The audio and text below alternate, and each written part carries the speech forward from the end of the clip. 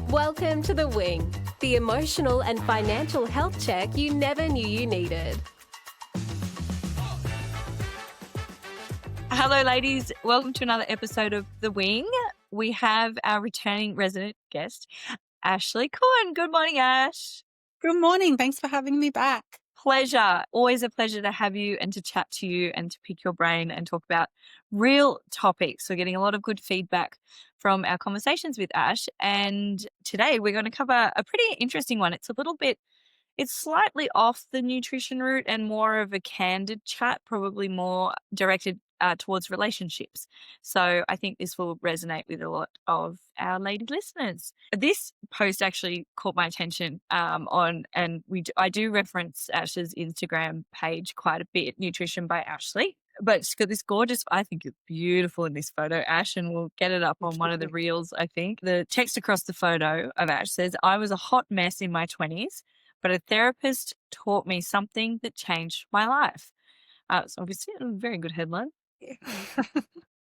The therapist said to Ash, "When you find genuine love, you might mistake it for being boring." And then Ash wrote, "She was right." So let's start there, Ash, and then I'm going to flick through more of this post and we'll chat about it. But can you let's start by telling us a little bit about your experience in that first conversation. Yeah, I think a lot of people can relate to this. Like, firstly, being a mess in your 20s where you're still kind of like figuring out who you are. But I know, like, certainly nearly every woman in their 30s that I speak to had a period, some type of period in their 20s where they were maybe in like a toxic relationship or like a situationship or something that kind of wasn't serving them. And I think often that can cause a lot of insecurity. And that's certainly how I felt. And I think that's really what I'm getting at when I say I was a hot mess, because I absolutely was. But I think a lot of that was fueled by, that uncertainty about who you are and probably not having, I guess, the boundaries in place that I have now. So we're willing to kind of take on probably a bit of disrespect or being treated poorly that we maybe, hopefully, wouldn't accept now. And so, that's basically why I was seeing this therapist. And this line has really stayed with me because I think it's really true. And if you're in a situation where, you have these like really low lows, like say you're in a relationship with someone who's making you feel really bad about yourself, whether that's their direct actions or the situation or whatever, it kind of makes any like high or pleasant moment feel like it's sky high, like it's amazing because your kind of baseline is like so low or your comparison point. And I think that's what she was really getting at. And I've certainly found that like when I met my husband, James, and I showed him this post when I was publishing it and I was like, "You're not boring." But it's more just like when you then experience stability, I guess in comparison to these really high highs and these really low lows, it can feel a lot more level. And really that's kind of what we want. But it's a bit of a shock to the system, I think, when you first encounter it. And you're right, the word boring, like it sounds negative, but what you're saying is like it's the consistency piece, right? It's the not going through, the ups and downs, extreme highs, extreme lows. Like there seems to be nothing in between sometimes in the relationships when you are in your 20s.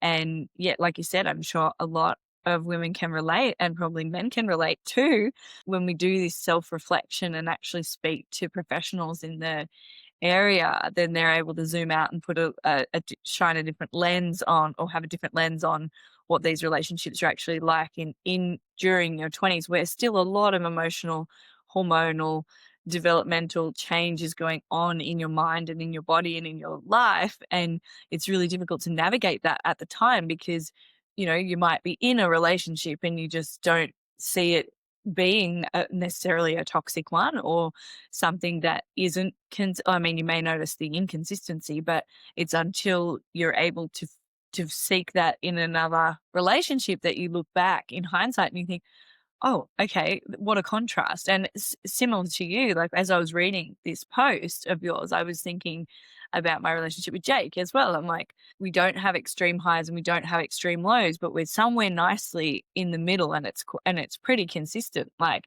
being able to communicate with one another in a reasonable format most of the time, and and build that, and but then not mistaking it for being boring. Like it's not, it's not boring. It's consistent and peaceful and calm, and I think it's what makes good parents and a long-term relationship stick. Something else that you said, Ash, in this post as well, applying that same theory to life. So the boring things, or the so-called boring things, stable love, simple routines, and nailing the basics. These are the big rocks and the foundation that actually move the needle. What's your view on those pieces? I think a lot of the time we can be a little bit distracted by sort of like shiny things, or like sometimes if we're feeling like things are a bit too stable, we can go looking for like a bit of drama. And I think this is probably more common when you're a bit younger, a bit different after you become a parent. You're like, please, no drama. Like, I've had enough. But, we kind of look for like these thrills, and really, and certainly when we look at nutrition and when we look at fitness, the consistency and the routine is really what gets people results. And I feel like a really good example of this is sometimes I'll get people coming to me being like, oh, I've seen this magnesium hot chocolate supplement with collagen. Do you think this will help me with my sleep and stress? And it's like, maybe, but what time are you going to bed? Are you like doom scrolling till 1 a.m. and then like a collagen supplement or magnesium's not going to supplement that sleep that you're not getting? And same with stress. Like if you have this really full schedule and you're never taking any time for yourself, or you're not practicing any stress management techniques, it can't supplement that, right? Like those are the foundational things. And if you don't have those in place, you can go looking for anything that's like a quick fix or something fatty or something really exciting, but it's not going to be able to do the job that boring basic routine can do. Looking for a quick fix, like you said, relating that to relationships too, is that, looking for a quick fix. Like, what is that? Okay, well, I'm going to go on a holiday, or we're going to have a break, or we're going to, like, whatever the thing is. If the foundation isn't there and it's not right from the beginning, then you've got every chance of everything just falling by the wayside, or you falling by the wayside and the relationship just not eventuating, and not having those stable rocks in your life. I think you taught me a lot of that, Ash, like during the nutrition coaching, was like I'm one of those people that will be like, oh, I think I need a vitamin B12 supplement. Do you think this is going to be good for stress? And it's like, okay, well, let's talk about your life first and your routine and look at it holistically, rather than trying to think this one thing. It's actually funny. The other day, Jake came home with like a whole handful of all these vitamins, which he will do on occasion. And I learned a little while ago that there's not a lot of point in just sort of stabbing in the dark, picking vitamins that you think you should have, unless you're actually deficient in something. And I heard this from a GP, because if you start taking, so for example, like zinc or B12 or whatever the supplement is, but if you're not deficient in that particular vitamin, your body will just excrete it. So like it won't actually sink in to your system, because your system has enough of whatever that particular supplement is. So it's more about going back that step before, and going, okay, well, why am I seeking support in these supplements? Well, I'm trying to reduce stress, or I'm trying to lose weight, or I'm trying to do whatever the things are. But there are more practical things that you can do, and a lot of it comes down to routine, right? Like, and you're big on that, like, but having measures in place where you can track time and track energy and track what you consume and what your output is, and and when you write it all down, it can sound boring. It can sound, oh, okay, well, if I just do those things every day, well, then that's a bit boring. Like, where's the drama? 100%. I think it's not that sexy, like when you're like, we'll get enough protein and get a good amount of fiber and appropriate amount of calories and try and get good sleep. People are like, oh. But the thing is, like, no one's actually doing that, or very few people are. Like, you would be so surprised what you can sort of get away with in terms of lifestyle if you just meet like the minimum levels of physical activity, guidelines, recommended amount of fruit and veg, those things that are really like foundational and basic, we sort of, you can almost overlook them because they're so simple. Like another good example is, I've had people be like, what about walking with a weighted vest? Because this is something that's pretty big on social media at the moment. And I'm like, yeah, cool. Well, you're getting about a third of the steps that we spoke about just without a vest. So let's try, increasing your daily movement activity levels to that target, whatever it may be. And then let's assess whether you might benefit from anything extra. And it's hard because I get it. They're the kind of sparkly, sexy things where you're like, oh, this could be the thing that makes all the difference for me. And that's human nature. Like, we want a quick fix. We want that instant gratification. But it's empty. It's kind of like the supplements you were talking about. Like if you don't need it, you're just going to have really expensive wee. Ultimately, it's not actually going to fix your problem. So it's tricky. And I think it also comes back to expectations too. Like sometimes we expect things to be like fun and exciting and enjoyable when like routine and safety doesn't always feel that way. And like coming back to relationships, I remember I initially really struggled with my husband because he's not like a big gestures, huge proclamations of love type person. And I was kind of like, oh, like I was looking at some of my friends, who had these partners being like, I need you to breathe, or like, all of these things like so intense. And James was just like so stable. And I think he was kind of like, well, I don't need to do that because of course I love you.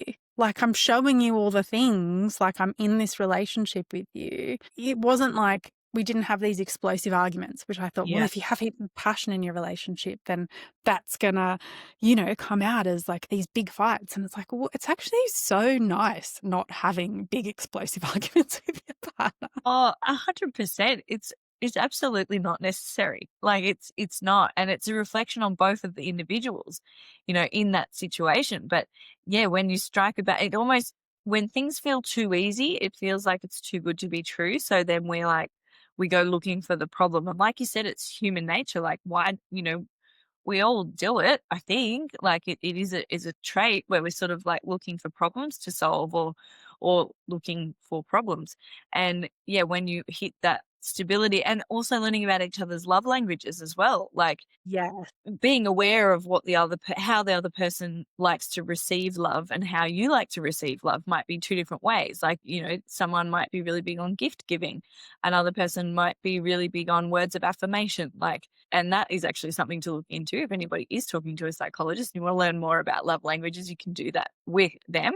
I mean, you can also use Google and probably ChatGPT to work out what your love language actually is. But I think it's a really worthwhile conversation to have with your partner, because not only will you be able to recognize that in one another and then be able to communicate better and have that as a bit of a foundation in stability, you'll start to spot it in friends and family and colleagues and other people that are around you.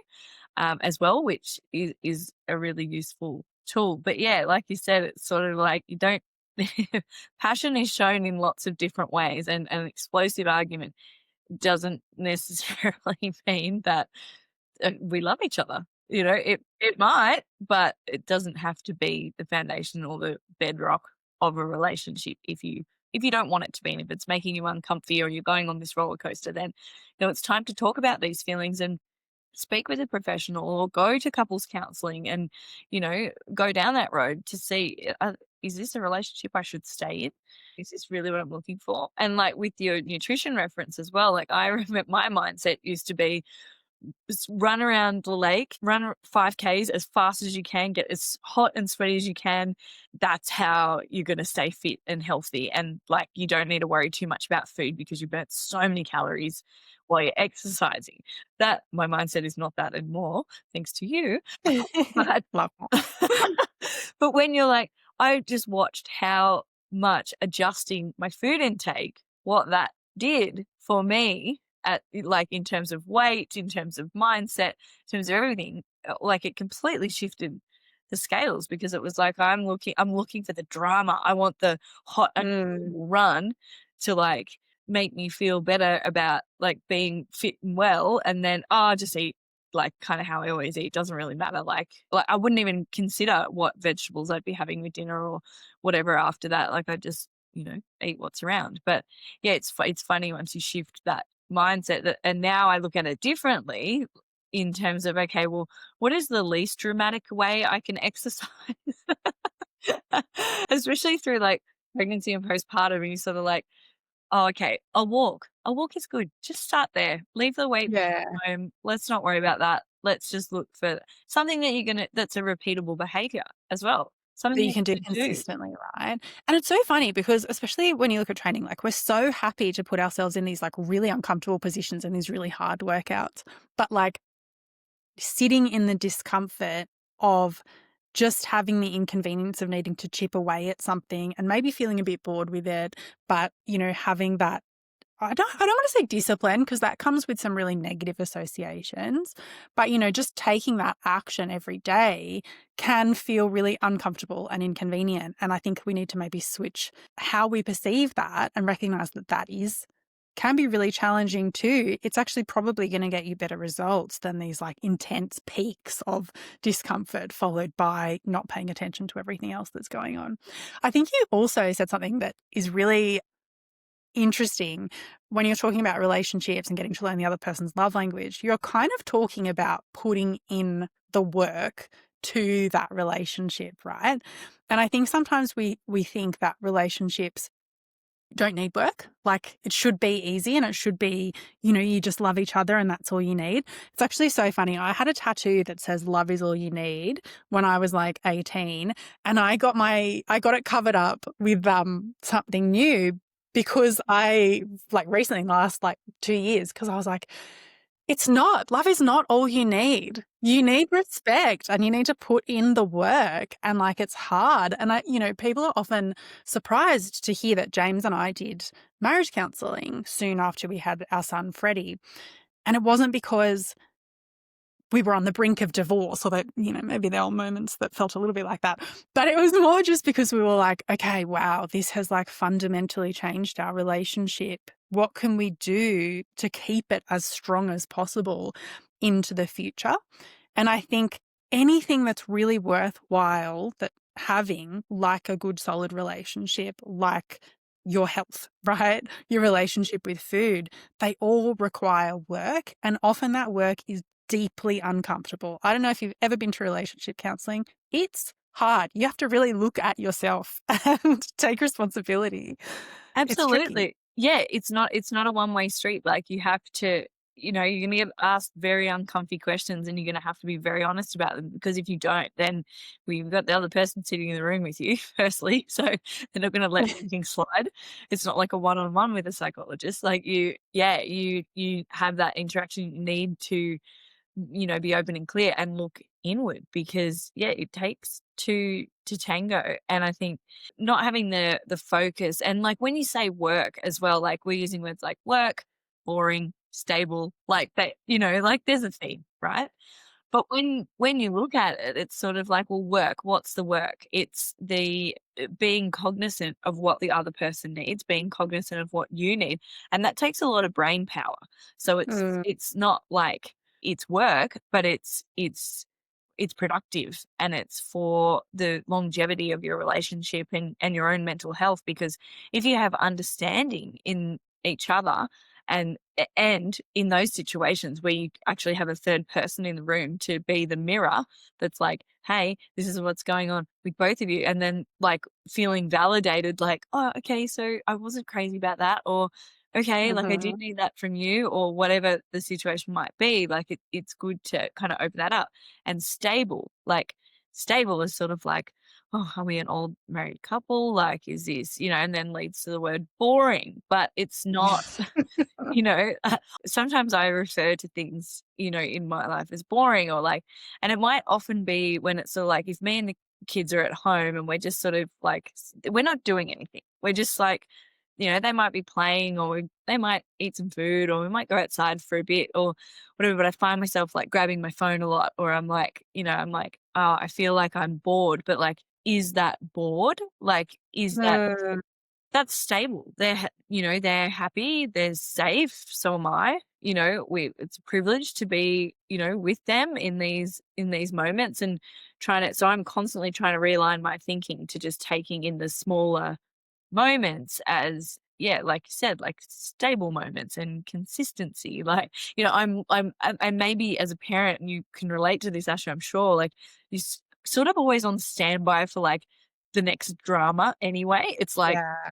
who's going to fall over and hurt themselves next, or who's going to like scream for something, when's the next tantrum coming, like kind of always on that sort of standby. And that's that piece of drama that we have, Yeah. like whether we're looking for it or we're not looking for it, maybe we're subconsciously also waiting for it. And that could be in also the case of relationship, and also in the case of nutrition, health, and general well-being, is like we're sort of waiting for the, oh, something's going to go wrong, like that fear of loss, or that anxiety that creeps up. A lot of what you're talking about there is peace, like feeling peace and feeling content. And I think sometimes boredom and contentment, I think, are almost like two sides of the same coin at some time, Yeah. because it's giving you a bit of like peace. And I think we can find magic in those everyday moments. And like, I do think there's a bit of responsibility on us to be able to romanticize those moments in our life. Like, I love sometimes having a moment to like watch a movie with Freddie on the couch, and like that is, we're sitting there not doing anything. It's kind of boring, but like I'm there with him. We're both happy. There's peace. Like that is happiness, really. Yeah. It's just a different type of happiness. It's not that we're on holidays at Disneyland, like these massive highs. It's just like, this is really filling my cup and making me feel content. And I think recognizing those moments is important. I think I've heard them called glimmers before, I think, where people like look for these kind of like little sparkly moments in the day, even if they're quite mundane, to kind of like hold on to, because I think it's really easy to be like, oh, I'm feeling bored, I'm feeling stressed, kind of like seeing the negative, because as a parent, as you said, there's always these kind of like fires that we're putting out, directions that we're pulled in. So those moments when you're like, oh, everything's just really stable and lovely, kind of recognizing that and appreciating it, because, it doesn't always come along that easy.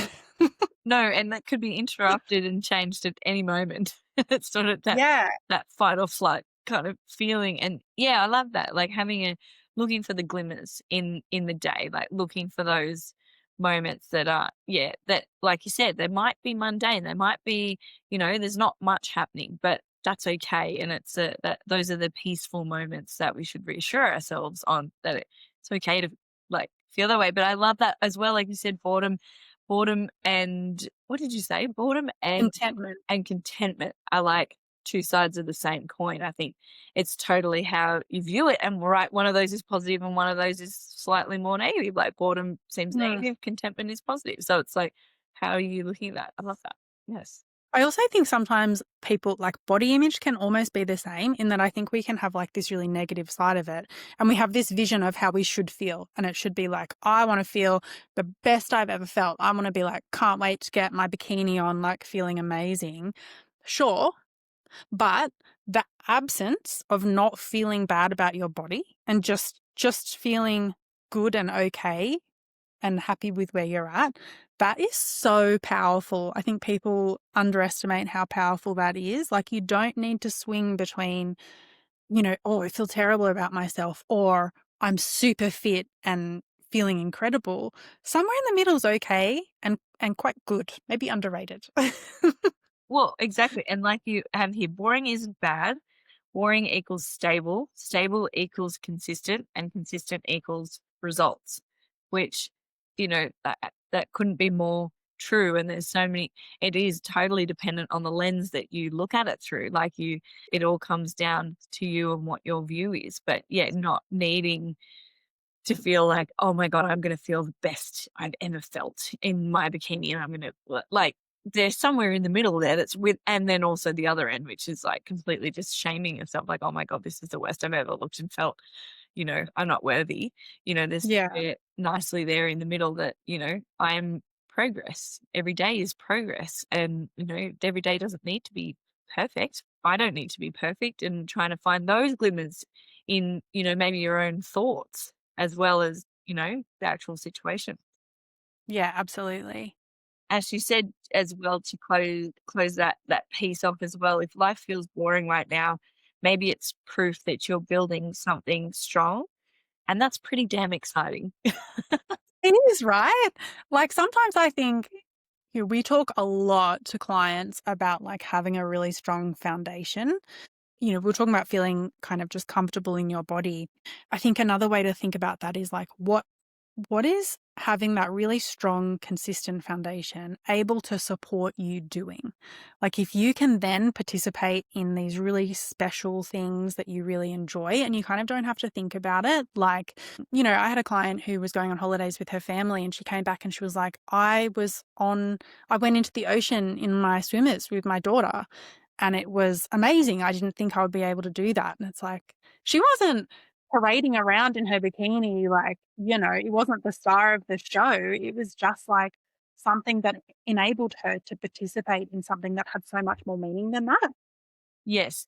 Like, yeah, it was a bigger picture thing. It was about the way she felt. It wasn't Yes. necessarily about the way that she looked. I mean, I'm sure that had something to do with it, but like she felt within herself that was a lovely moment and a lovely experience, and she felt confident and, happy to share. And yeah, like you said, not parading around. We watched the movie recently called I Feel Pretty. It's got a I love that film. yeah, same. I remember I sat halfway through it, turned to Jake and I was like, "Oh, that's so nice. It's about how it's important the way that you see yourself, not the way that you think others see." I was like, "What a lovely message." I thought, "Oh my God, my pregnancy hormones are going crazy on me."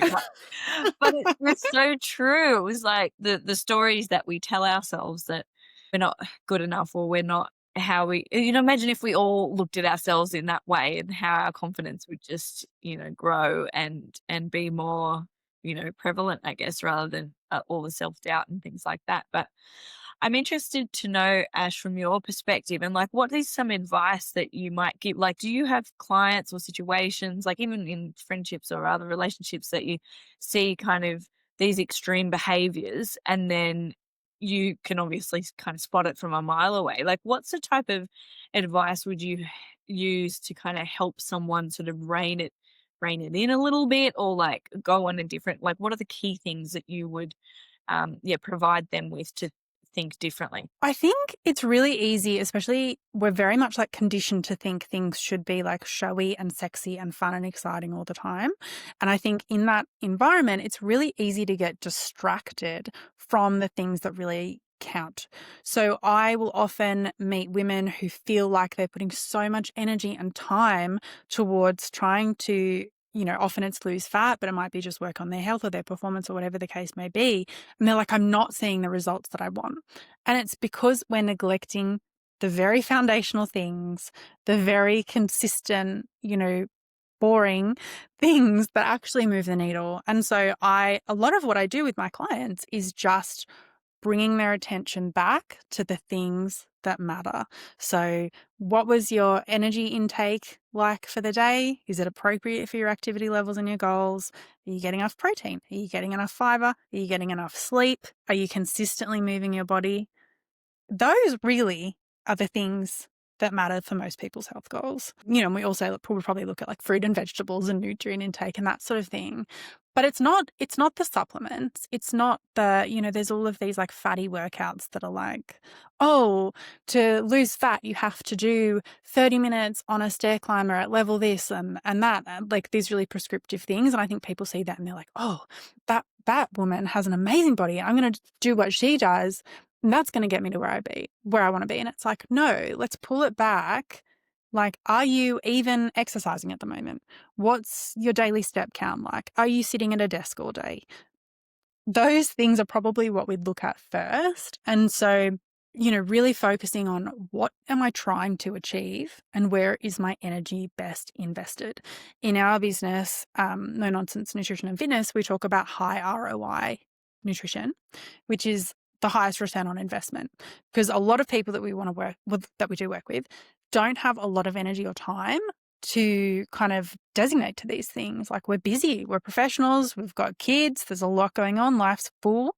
So we don't want you kind of pouring heaps of energy into these things that are going to give you a really small return, like the kind of like 1% things. We want to be working on what are the things that are going to actually get you to where you want to be with the biggest sort of bang for buck in terms of what you're investing into that. A really good example of this is like training. So, sometimes people say, oh, if I want to grow muscle, I should be doing like really high volume training. So getting to the gym like many times a week, training, say you want to get big glutes, like doing lots of training for that. But actually, when we look at the research, we can see that if you're doing like really good quality training, you can get like a good 2/3 of the results in sort of 1 to 10 sets per muscle group 1 to 4 sets per muscle group as opposed to 10 plus. So it's kind of, and we see the same thing with step count. Like often we get, the same benefits that we would get at 10 to 12,000 steps that you would get from 20,000 steps. So at what point do the benefits start trailing off for the energy that you're investing? Let's focus on those things. Yeah, often it's just really looking at those foundational things. There was another Instagram post I did recently where I had one of Freddie's little wooden cakes that he loves, like a birthday cake. And I was talking about how, let's focus on the actual cake, which again is like calorie intake, protein, fiber, movement, sleep, stress management, those sort of things. Anything else is like the frosting or the sprinkles, right? So it looks pretty. It's nice to have if you've got the extra time, but if there wasn't actually a cake there, it's the whole thing's falling flat. It doesn't really count. Yeah, just really focusing in on the maybe boring, consistent foundational things. Yeah, the fundamentals. I love that analogy, the cake analogy. That's a really good visual. It's like, yeah, well, without the base of the cake. And the fact that you're like probably starting to teach some of those things to Freddie as well, I think is phenomenal. And like that's a leaf we should all take in, let's talk to our 3-year-olds about this. Like, let's talk to them about, what makes up their day and what makes up their food. And, they see it on repeat anyway if we're putting out fruit plates and, or food plates, with fruit and different things on them to the best of our knowledge. But yeah, that visual of, yeah, without it. And you said something that like nice to have. There's so many things that are like a nice to have. It's nice to have a Pilates membership, and it's nice to have time to go and do 20,000 steps on a Sunday once a month, or whatever those things are that are nice to have. You can still do them, but taking a step back and looking at what are those, foundational, fundamental things that you can be doing all the time. I actually found it kind of, I don't know if this is the right word, but I found it kind of addictive. Like when I was working with you, Ash, and I was tracking, and I've spoken about this before, when I'm tracking my food and I'm tracking my intake and looking at, what's going in, what's going out, like, in terms of like burning energy and things like that. And I found I was wanting to do it all the time because I was genuinely interested. I'm like, oh, okay, well, if I do eat, this amount of raspberries, if I do eat this amount of Jats biscuits, or if I do, eat this amount of meat, or whatever the combination of that particular day was, I felt like I was learning so much, but also like really wanting to input that information into the app to, learn about what does my day actually look like in terms of energy intake. And if I can try and like, I don't think I could say I ever hit like a perfect day, but in terms of intake and output, but I feel like I was getting the gist, like I was getting the right, and because I was consistent in the tracking, I was able to sort of, back myself and go, oh no, you did well today. Like, or if I did get grilled or I got, something else, McDonald's or whatever, that I would be at least conscious of that nice to have item that didn't have to completely throw me off the rails, and I could still come back to the baseline of my stable, consistent plan that made me, I had the structure, so I had the freedom, the freedom in headspace to, not worry about these things so much and actually just try and work on building those foundations. And I have to say, like, and the only reason we paused our training together was because I was coming up to the end of my pregnancy. So, the gloves were kind of off a bit, but I found my intuitive eating to still be pretty good. I haven't gone back to leaning towards snacks that, are not of necessarily high nutritional value. Like I'm still buying the same things pretty much. Like I'm still picking the last bit of kiwi fruit off the kids' plate if they didn't eat it. Like, We love kiwi. yeah. That's so good. But I think you've touched on a really good point, which is like that foundation actually serves you through your whole life, right? Because those foundational things that are important now, they are also going to be the foundational things when you're 70. And so if you can nail them now, they're going to carry you through periods of disruption, and you'll probably even find like, adjusting to something new in your life, like a new baby, you'll have those habits in place that'll kind of guide you. Going on holiday, you'll probably still have some of those foundational habits. Like they really are something that stay with you for life. And I think you kind of, we're talking about tracking, and you can kind of like see the results, right? Like, there's some level of certainty that you are making an impact. And that's really addictive. Like once you know that that's happening, you're like, okay, great, I've set my foundation. If I can carry that through, that's going to serve me really well. And, you talked about never hitting your perfect day or your perfect target. That's fine. We love that, because I would take 7 days of hitting your target at like 70% over 100% perfect day, and then everything else just being a free-for-all, or just completely, off plan, like not paying attention to anything, which is actually what so many people do in that kind of traditional view that people have of dieting, where it's a short-term focus and it might be focused on more of the frosting and more of the sprinkles. It doesn't give you the results that kind of provide that motivation, but it also just feels like you're spinning your wheels for no benefit. And it's, again, that like perfection mindset where I have to be doing X, Y, Z to be feeling good about my nutrition and fitness. And it's like, well, I mean, really, we want something that's a bit more flexible and can kind of stay with you through different periods of your life, rather than relying on 100% perfection, because certainly as a parent, that goes out the window, right?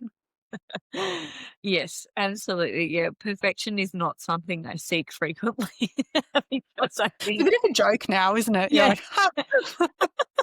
or I think I really get a lot of joy in like making like a beautiful food plate for the kids. So I'm like, oh my God, look at this. It's so beautiful. And I give it to them. And then my son's like throwing half his on the floor, and my daughter won't eat her bit. I'm like scavenging around like, oh, don't waste berries. Like, and then Yes. I'm like, oh, my perfect plate. I should have taken a picture, and maybe I'll just look at it instead of trying to create it at every moment. But Yeah, story of my life. I feel like I put up photos on Instagram of things that I feed Freddie, and people are like, oh my God, like, can I be your child? Like, this looks amazing. And I'm like, can you? Because my child didn't eat any of that. So I'd love some gratitude. yeah.